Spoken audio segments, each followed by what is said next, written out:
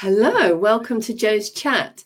Today, I'm really excited to welcome the lovely Jacqui Johnson today. She's a woman's coach, a creator of the Magnificent Body Experience, and she's got a fascinating story and so much wisdom from her own journey through pain, healing, and transformation. So without further ado, I'm really excited to bring her into the studio. Good morning, Jacqui. Good morning, Miss Jo. You're looking beautiful. I'm loving the pink mood behind you. Thank you. It's a So pleasure to be here with you. thank you for giving up your time today to talk to me.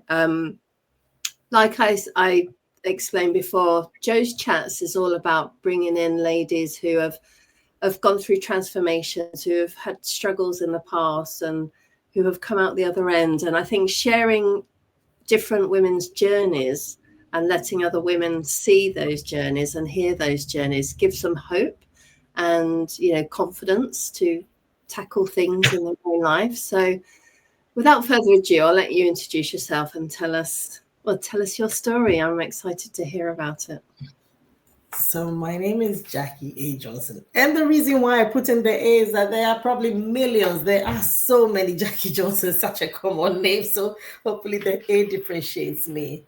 I'm a mom of three young men. I'm originally from Ghana in West Africa, the Gold Coast, as it was called. I like to call myself a hope dealer. And just because I believe that hope gives us an essence and a desire to live. Without it, we would give up and crawl under stones and die because life can throw so much at us. Yes, we can. And I've been a fashion designer for 34 years. Wow. And I have now transitioned into a women's life coach, a speaker, an educator, and I pretty much like to help people make their life magnificent. So how did that transition happen? Where does that begin? You know, when I started my fashion business very young. I was 19 years old. Wow. Yes. And I was fortunate because my mother was a fashion designer. She set me up with the whole industry, machines, location, everything. So I was Wow. very fortunate. So with that goodwill, the business just took off. And because she was a fashion designer, her name opened doors for me at that time. And I got so many people coming to me. And one thing stood out. I remember at a point she said to me, I think you need to get a different career or you need to render a different service because people just spoke to me. They poured out their hearts to me, their lives, their hopes, their dreams, their aspirations. And it went on for so long. There was no week that there wasn't a crying session. So your mum pointed that out to you. Yes, she said you have to. And I ignored it. I'm like, oh no, no, no, no. And it went on for years. And even that was when I was in Ghana. And it didn't matter who it was, because I was working for the creme de la creme of society. And so I also served a lot of our ambassadors' wives. And so that showed me something. It wasn't just a cultural thing, it wasn't just Ghanaians, it was foreigners. They would just open up to me. And it was after my mom died that I got this hidden gift of loss. Her words began to resonate. It was like it was in my ear. If you've watched The Queen's Gambit, this girl used to see things on the ceiling, her chest moves. This was almost like that. It was like I could just it was like in coincidences. I'll be talking to somebody, a client, even during COVID, somebody would book me and pay time for a fashion consultation. She's going to a big event and she's booked me for that. And then we start talking. And the next thing she's telling me about her childlessness when she's paid to do fashion. And then we start. And I'm like, this is spooky. Yeah. It's like a calling. It's like, and then with your mum passing, it's almost like she's like then She talking to gave you. me, yeah, a gift. her words started to sound, and I was seeing it more. And it cut across cultures, different people. And the most poignant one was when somebody called me one day and she just went, "Oh, why is it that when we try to do good things, the devil comes at us and everything comes at us?" And I said, I'm sorry, I think you got the wrong Jacqui. And he said, "No, is this a fashion designer?" "Yes, this is the one I met through, this on, your thing went viral. You're the one, right?" I said, "Yes." She said, "Yeah, I'm talking to you. Some of these things just, I don't understand. Life is so gritty." I'm like, whoa, whoa, whoa, whoa, whoa, whoa, what's going on here? And that was the point that I sat down and said, this is calling me. It's Yeah. calling me. And so I started looking at training, coaching training. I did different things. And then I don't know, but I ended up going to do starting a master's in applied positive psychology and coaching psychology. Um, my background is in education. I have a bachelor's degree in education, and I loved the psychology part when I was studying. And so I really wanted to get deeper into why we do what we do, women, because over 34 years, I'd had unfiltered access into the hearts and minds of thousands of women.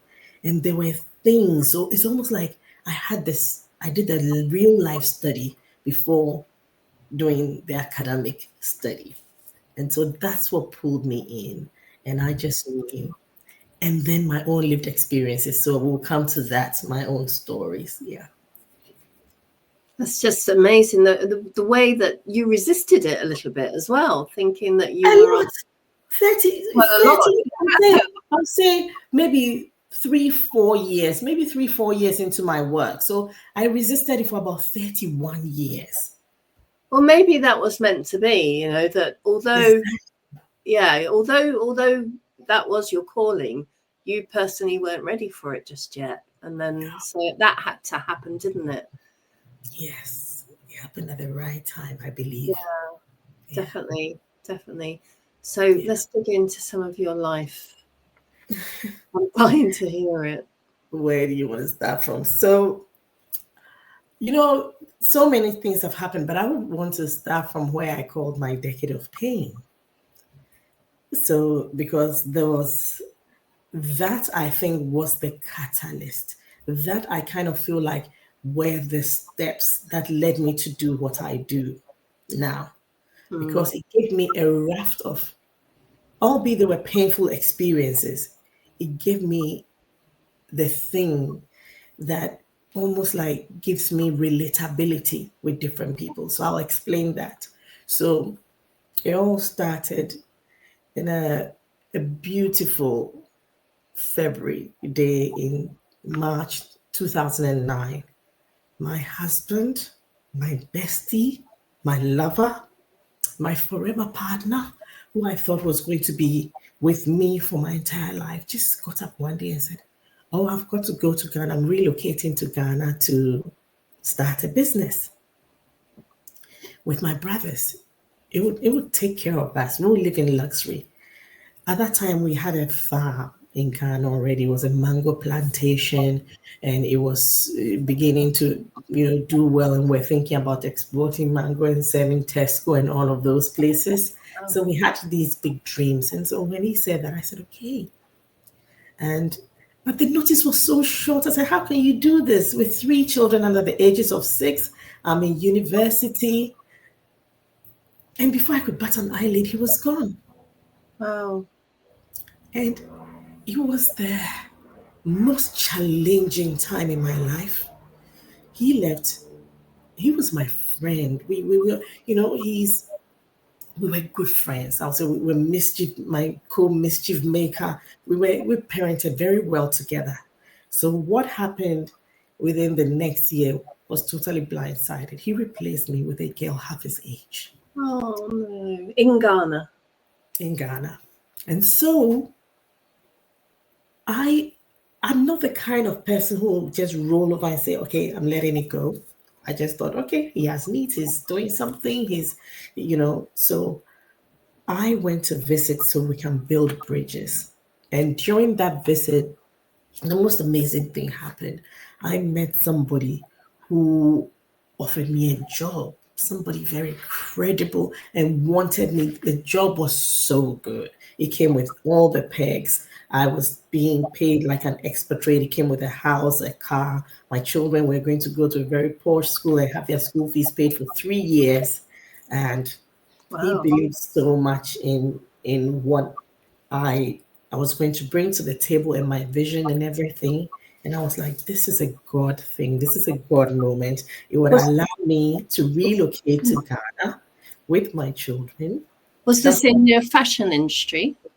no, it wasn't in the fashion industry. It was in the education industry. Oh, okay. Yes. And, Ghana is my home, is my backyard. I knew I could work for him. I could start a fashion business, get my mom to oversee it, hire people. I could just see myself, I'm entrepreneurial and doing different things. So I'm like, this is a God moment. I'm a Christian. And I thought, this is amazing. And so and he actually gave me a relocation package of £16,000. Wow. And so I'm like, this is you can't make this kind of thing up. And so I had a 10,000 deposit and said, relocate. And so I thought this is going to help me save the marriage. And so fast forward, we did everything. And myself and the children, we moved. And that was when the training started. I got there, and within a week, I realized that our home, the girl had actually, in fact, the day I landed, the girl had actually moved into our home. And so my keys didn't work anymore. And Oh no. Did he know you was coming? he knew it. He had apologized. That it was a moment of weakness. He's having this and all of that. But guess what? The girl was having none of it. And I don't know, but I can't even go into the details of how this happened. But we stood at the airport, myself and my children, with 16 cases for 4 hours, and he never showed up until Mm. my sister showed up to pick us up. We thought he kept on saying he's coming, and he didn't come. So that was the beginning. We ended up going to my mom's home, and fast forward till today, I never stepped in that home. And he got married to the young lady half his age. But my children, I did it for them. They loved their dad, and I needed to. I didn't want to because by then I'd got an opportunity to go on a funded PhD in educational psychology. And it was either that or this. And I thought, I love the guy. My children love their father, and I want to try and save this marriage. I don't want 10, 15 years down the line, my children to tell me you chose your career over this. And so that was the first. And then guess what? Exactly 2 weeks after I landed, I lost the job. Oh. This job that wanted me so bad with the perks and everything, and they gave me physical cash to relocate. I lost it. What happened? I, How? I can't explain until today. He just said to me, I don't want to be in the middle of your family drama. I don't know what happened. Somebody didn't want me to be in Ghana. And I can't even say it was my husband, but he just said there's too much drama around you. And I was so shocked. And I dropped on my knees in his office. I don't know up till today how I got out of that office because this was my lifeline. Yeah. And I moved with 3 children, 6,000 miles away. And so Happy has left me and the kids at my mom. The job that I was going to do, I lost. And I was in free fall, sleepless nights, crying. But I had an amazing family, and they wove nets of love around me. Mm. And they prayed for me. And in that period, I always say coincidences. I saw it was a quote, Albert Einstein's quote. He said, coincidences are God's way of remaining anonymous. Mm. I stepped in, I hid. As women, when things happen, we take on so much shame. Mm, It seems like we did it. I didn't cheat. I didn't do anything wrong. I remained faithful and everything. He did it. And I was so ashamed. I hid. mm, Lots of friends who loved me, they cared about me, they wanted to see me. And because, you know, Accra is it's a big place, but it's still a small place. We have the same social circle. So he's going out with this girl, and all my friends are seeing them and they're matching their clothes and his and hers. So people were coming to me. Even some people thought I was still in London. They would call me and say, "Is everything okay with you?" And they're happy, you know. And so mm, people come to visit me like somebody had died. Like, we are so sorry because I would say we're a beautiful power couple, and our families were quite known in Accra. His father was the first black chartered accountant after the colonials, the mm, British left. My grandfather was very well known. He was a civil servant at the highest level. He headed a ministry, like the Ministry of Finance, and finally went on to make become one of the founding fathers of what we call high life. It's Ghanaian music that has evolved into Afrobeats now. He was one of the founding fathers of that. So our families were quite known, mm. and so it also made like gossip, and so Yeah. hiding. I I was guess everyone was as shocked as you were, I suppose, when Yes, they saw him out yes, without yes, you. yes. And he's a very my ex was a very he's a lovely human being. I don't begrudge him.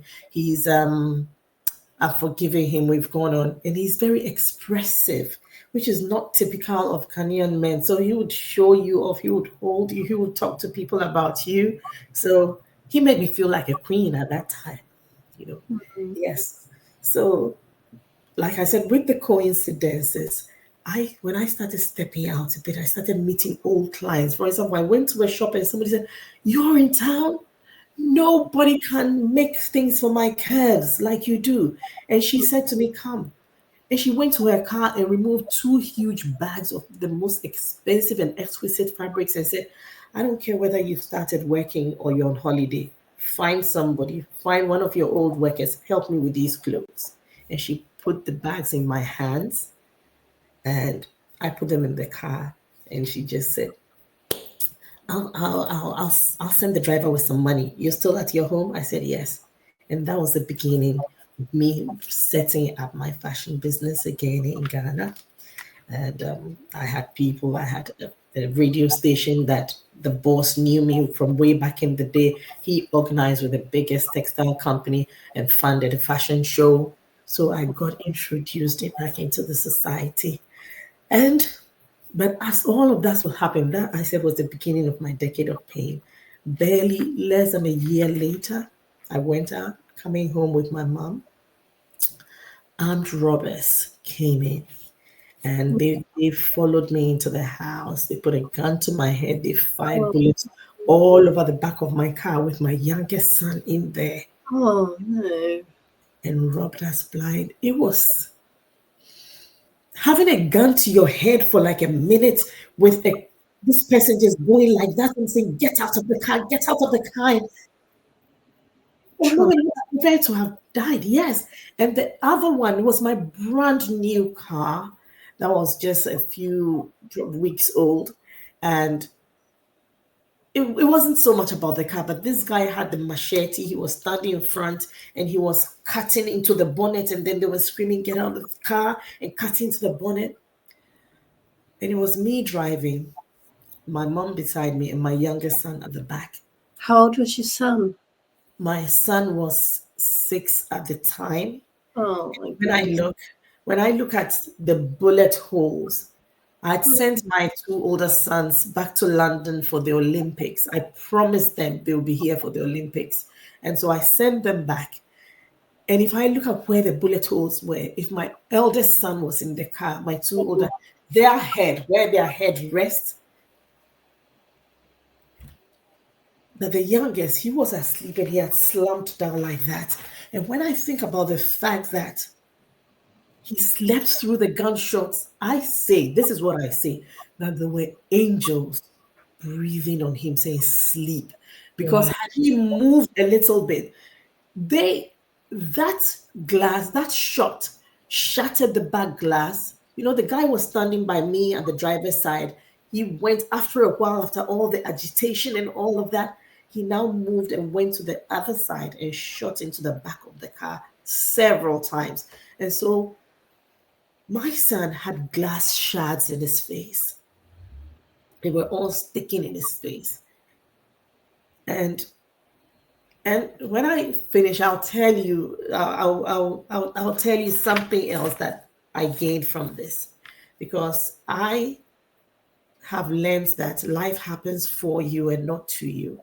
And the Hmm. Bible says all things work together for good for them who love the Lord and are called according to his purpose.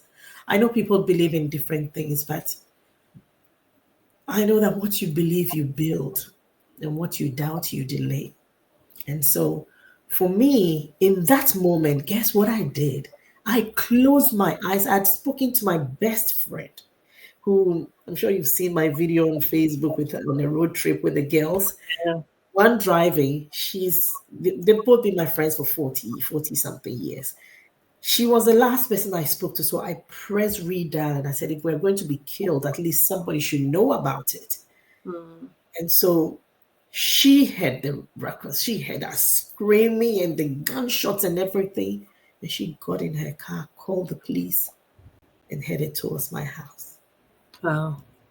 But what I did was it was automatic. And in my head, I'll tell you what was going on in my head. I said, if it took God to lift us out, that was how much my faith was stirred. If it took God to lift us up, levitate us through the ceiling, the roof of the car, he would do it. Myself, my mother, and my son would not be massacred in their own home. Never. That was how much faith I had. And I closed my eyes and I prayed like a crazy woman in an unknown language, in tongues. I was just, and I saw my mother in my peripheral view doing the same. And we had the phone, the gunshots, and everything. And then finally there was silence, and they were gone. They took a lot, and they were gone. That is material, and we're here to tell the story. And that was number two. It was traumatic. It got to a point that I was afraid of my own shadow. Yeah, I'm sure. And You what drive- does your son remember of it? Has he got any? Your my, son has that's why I'm saying miracles happen. My son slept through everything, even the everything. glass on his And face. when it was over, I'll tell you what happened. It took my brother coming out of the house and neighbors and people. I was frozen. We were both catatonic, myself and my mom in the car. We couldn't move. And for me, I knew that I didn't want to look back Yeah. to see that my son was dead. I couldn't have handled it. So I think I was dazed and stunned, and I sat there until my brother came. And I didn't even see when he came, but he came round and brought me my son and said, he's alive. He's not being harmed. And that was when I was able to. Because then Yeah. there were all these glass You realised shards. We what's had to get some tweezers and take him to the hospital and then, to do a police report and all of that. Does he And remember now? Does he talk about that? he doesn't. I told him about it. He just was like, he woke up and like, what's going on? He didn't know what time it was. He didn't know anything. And Oh, so we just told him to sit still. Of course, we didn't give him a mirror. It was just little spots of blood, but they're all these little shards of glass in his face. Glasses. mm. Yeah. Oh my goodness. Thank goodness. Thank goodness your children were in London and your little one was asleep. We definitely But had it. nobody sleeps normally through this level of the guys are shouting at me. There were three of them shouting at me. The one with the gun to my head, the one with the machete cutting into the bonnet. His life would be different now if he'd have witnessed all of that. Yeah. And that's why I say, for me, God is very present in my life. I walk in daily miracles. And then, That warms my heart.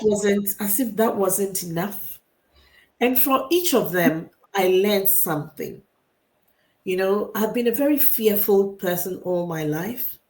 And this thing told me, it showed me, as the Bible says, that I will be with you. I will walk through the valley with you. That for me was that moment for me. It built my faith that there is nothing. And I learned that I'm unkillable. Until it's my time, I'm not going anywhere. No situation, no nothing. He is with me in the valley of the shadow of darkness. So did that stop you being fearful of like, Yes. Yes. yeah, Yes. I'm get like, more fearful than that, could it really? You know? no, no. Yeah. And then barely a year later, I was working one day, my hands started shaking just like that. I'm like, what is going on? I went to see my doctor, she ran the test and everything. And then she's a family doctor. And then a couple of days later, no, the next day, she called and said, Jacqui, what are you doing? I said, I'm at home. She said, are you standing or sitting? Like, I'm standing. She said, sit. I'm coming in. I'm at the gate. And so she came in. She's known me since I was a teenager. She came in and she said, you, to put it bluntly, you're a dead woman walking. She said, your hemoglobin is like silch. You should not be walking. I drove to her. You should not be driving. You should not be doing any of those things. I said, and she started asking me questions. What is going on here? And that began the beginning. That was the beginning of some mystery illness. I I started swelling up. My eyes were popping out of my head, and I became so deformed. And I visited every doctor, so many doctors, they couldn't tell what it was. And that was when I returned back to the UK. And it took about a year with, I remember my GP telling me that your symptoms are so disjointed. It almost seems like something is poisoning your system. They're so disjointed. And then I started bleeding. You know, before my that very low hemoglobin, I wasn't bleeding. And then suddenly I was bleeding profusely with great big clots like the size of my hand. And when I was checked, they said I had three tiny little fibroids the size of nutmegs. They should not cause that problem. There is no reason, and they couldn't tell why. And I was swollen. You wouldn't have recognized me. It was when somebody came to visit and asked for me, and I said, "This is she." Did And you recognize you? her eyes were filled with tears. Hmm. And that was when I felt so sorry for myself. And I knew, I thought, I think I'll be better off coming back. I live here. I've been living in the UK for most of my adult life. And, you know, so that's when I came back. And even that, it took a while and it was trial and error. My womb was removed. I had a full hysterectomy.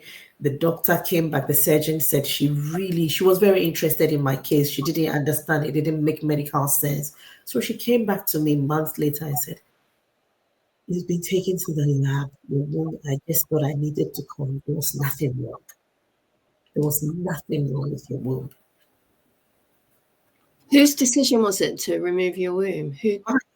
Mine. I did. My quality of life was. It was. I didn't have any quality of life. If I got on the train from Fulham and I'm going somewhere else. By the time I get to, Kensington, I have to look for the closest McDonald's to go and change everything. I was embarrassed. It doesn't matter how much, sanitary towels I use. It didn't. And I was getting the shakes and so much was happening. And this, I don't know. I was so swollen. I hid from everybody because I When felt. you decided to have the hysterectomy, did your doctors say, "Oh, okay"? Did they go along with it, Or did they try and say to you, no, don't do that because No, there's... no, no, no. They, she said to me, it comes with risk and all of that. But she said, she understands also. She was such an amazing surgeon. She said to me, I don't operate on anybody without seeing them personally and talking to them and seeing, knowing a bit about their story. So she sat down and had a chat with me, wanted to know I had children, if I was married, if I wanted to have any more, and all of that. So she really, I felt so blessed because that I had never experienced, in the NHS. They're very good doctors, but she brought a different dimension to it. And Good.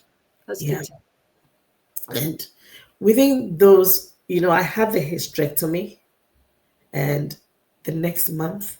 So what I didn't tell you was that I also had a tumor I had 2 tumors in my head. Was that anything to do with this illness, or was that a completely different thing? Your question again. The tumors, did that have anything to do with what was going on with you, or that was a completely different? So I was seeing some specialists for that and some specialists for this, and I know that the surgeon is Mr. Joshi. He's the head of oculoplastics. He created that department in Chelsea and Westminster Hospital. Excellent surgeon, and he worked on it. And I had two, so it was pushing my eyes out. Mm-hmm. And this is a thing, when he was going to operate on two, and I said to him, because of all this, the risk factors, I would rather live with one eye if something would happen than not have any at all. And so he agreed to do one. And if I tell you today that he did that one, he took it out, and the second one disappeared till today. Wow. And that's why I tell you I walk in daily miracles. He couldn't believe it. He said, "What are you like?" He's like, "What?" He said, and I said, "I'm praying. My mom is praying. My family is praying. My friends are praying."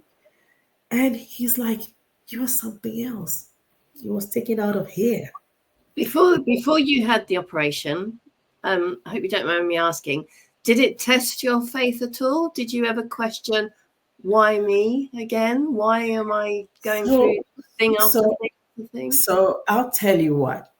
I used to do why me a lot.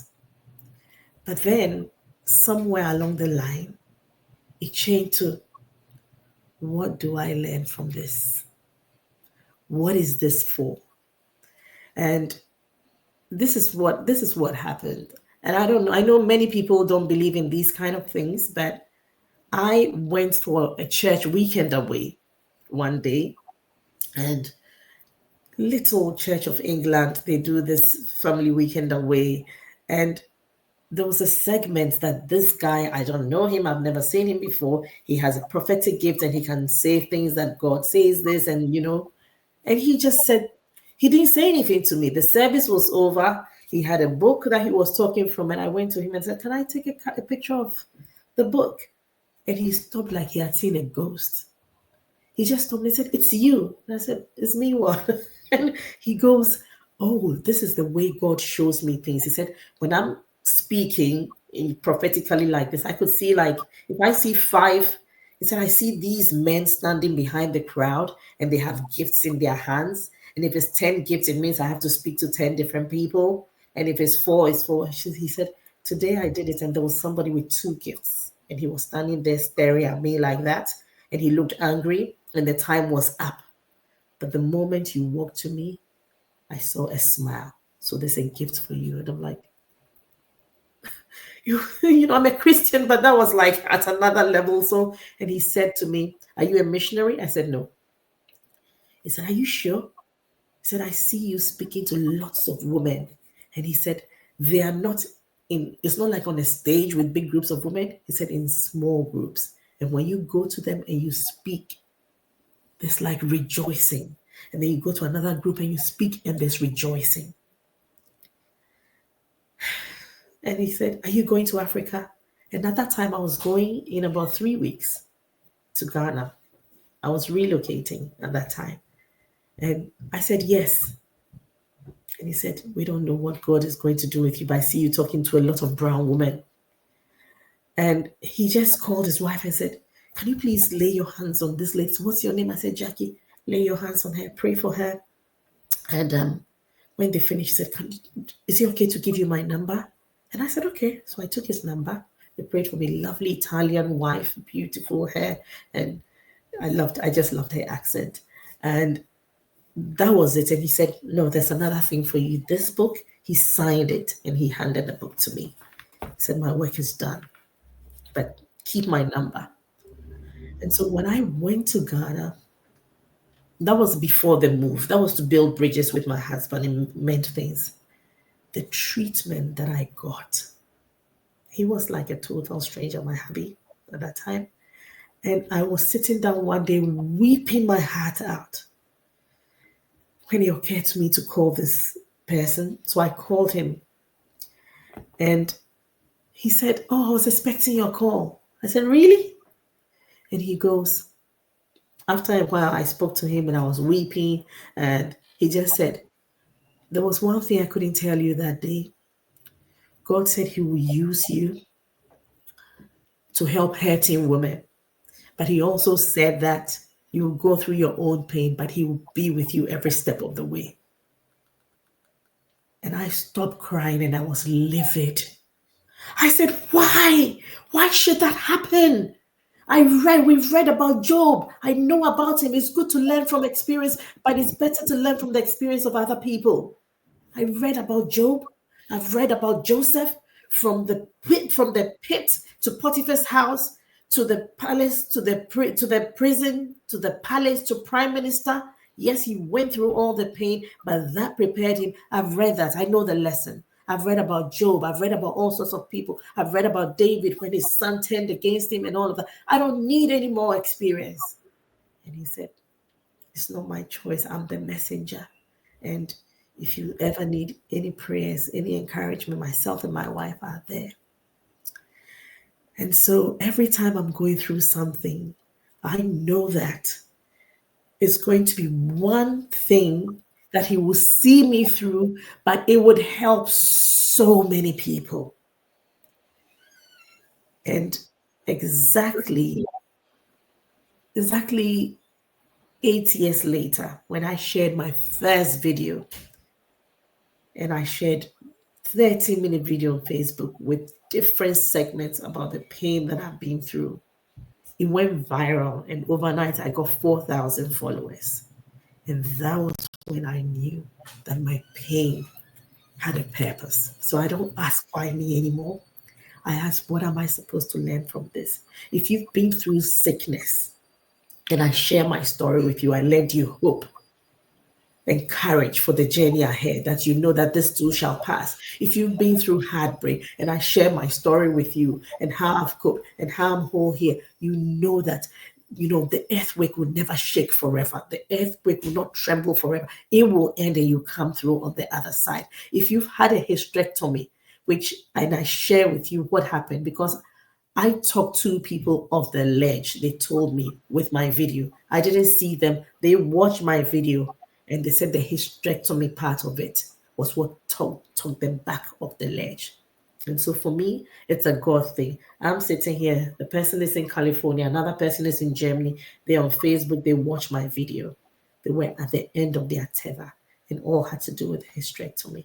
So as far as I'm concerned, every story, even my single mother journey and the little bits that I shared, I've never been a person to share my story publicly.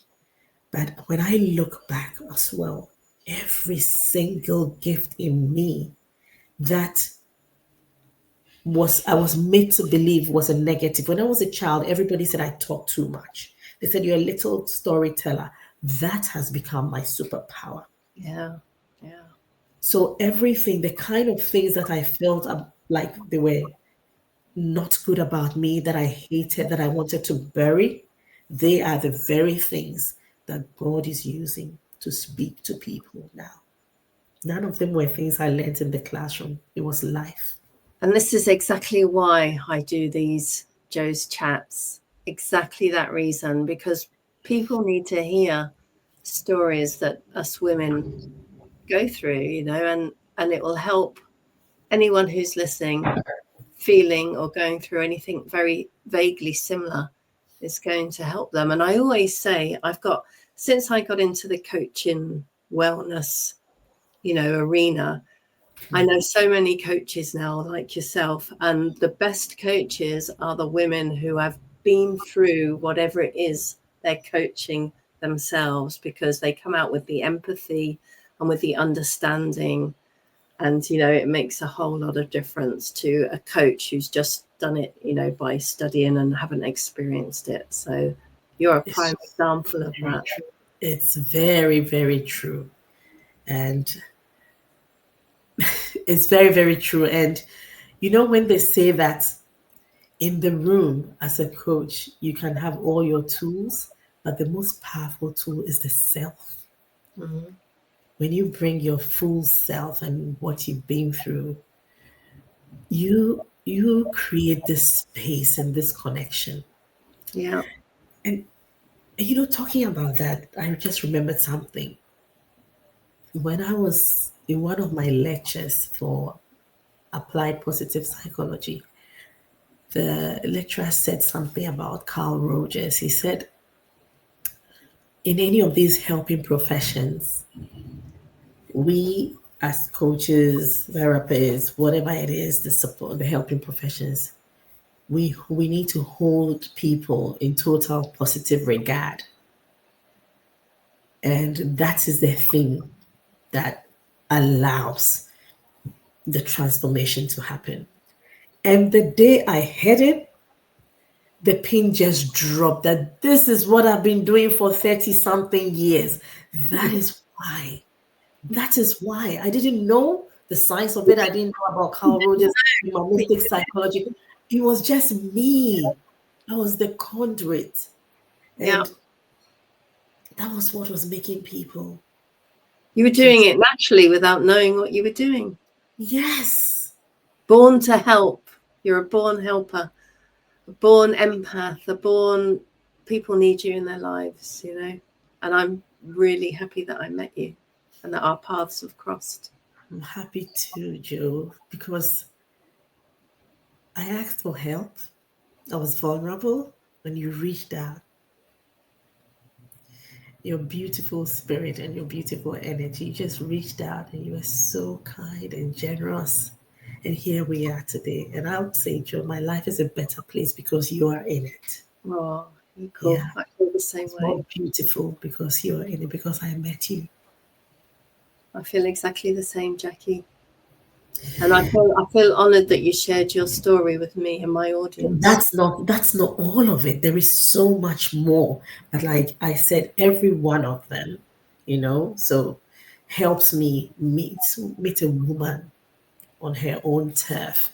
And it allows me, I believe that when I share my story, I lend people courage and I give them hope for the journey. And it makes them know that it doesn't matter how difficult this moment is, there's another point. They will come through it. And I would say that when you get to know the challenges of the valley moments, the mountaintops are sweeter. Yeah, I like that. If you learn from those and you take some lessons, it's almost like a shock absorber. Because when something else happens, you have learned this. Nobody can break my heart like the way my husband broke my heart. Mm-hmm. Nothing can shake me.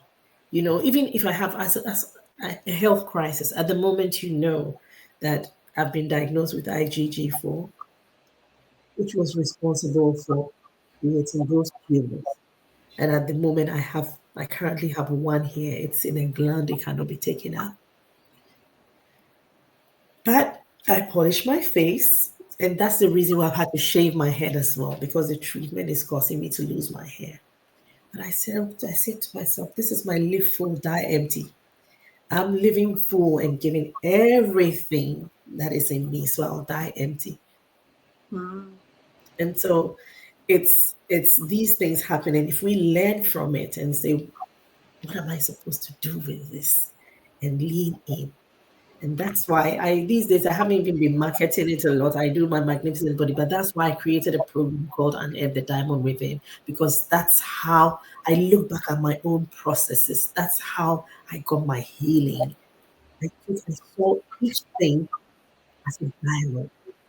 Challenge. You know how diamonds are pressed and crushed under the earth, those carbons, and it takes a heat, and the most unusual diamonds means something spectacular happened, something challenging happened in that diamond, and all of those compressed over millions of years gives them their glow and their shine. Mm.